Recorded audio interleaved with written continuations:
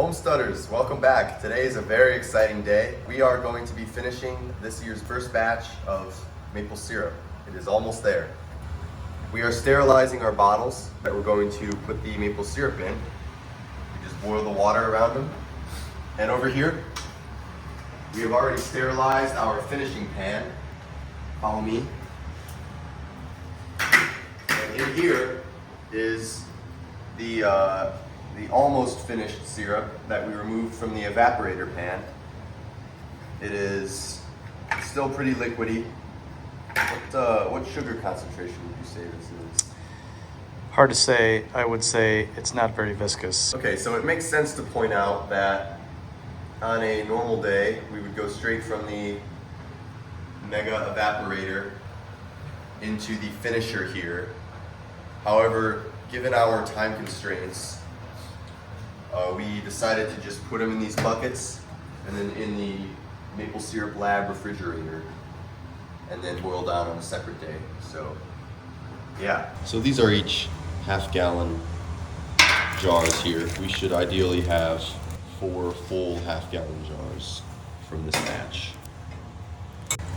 Anything that comes in contact with the maple syrup shall be sterilized.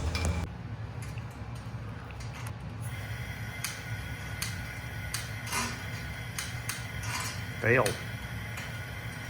Fail. Let's do it all over again.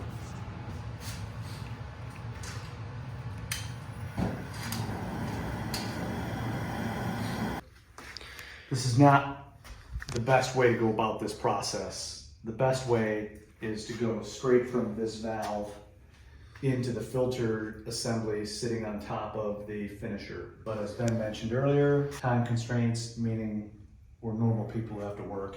This was the best process today, although with the anticipated sap flow over the next week, we're probably just gonna go straight from one to the other.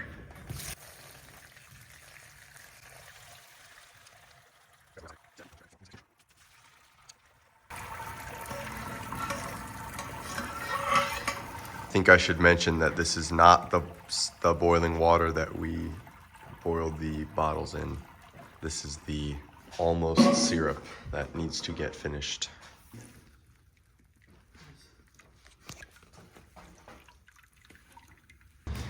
Smoky Lake Maple, good products. Also, shout out to Luke, new subscriber. Start her up.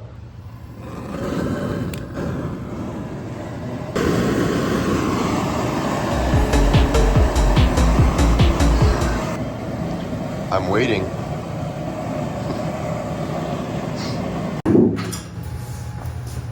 Get your welding apron on, because that's what I bought it for.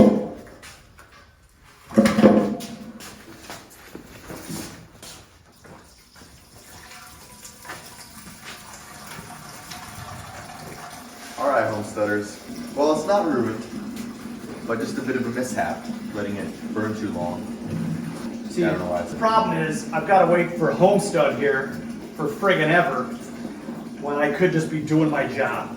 Blah, blah, blah. Hey, that's the kind of content Mark wants. You both need beating. I'm gonna get Mark's dad, and we're both gonna beat him, unless you have longer arms. Sweep that into here. Mark's our editor, by the way. You'll get an editor reveal eventually. For now, he'll remain anonymous. These fumes smell delicious.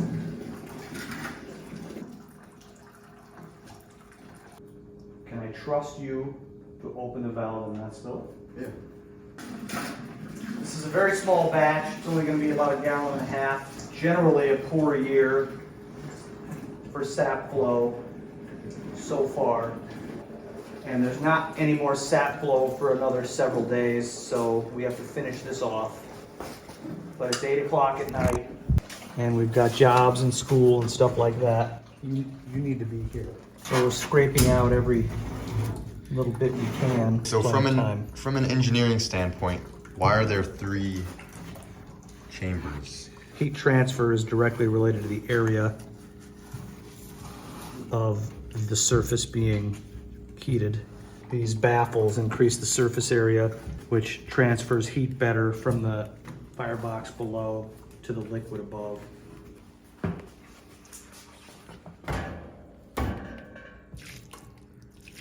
fabulous.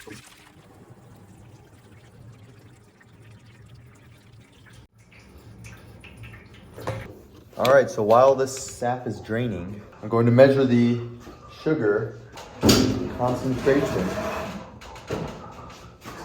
in our syrup. So we've got our refractometer here.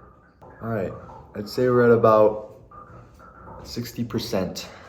Yeah, 68 is about what we want. I honestly wonder if the camera could see it. Oh, you can! Oh, that's so cool. That's the good stuff.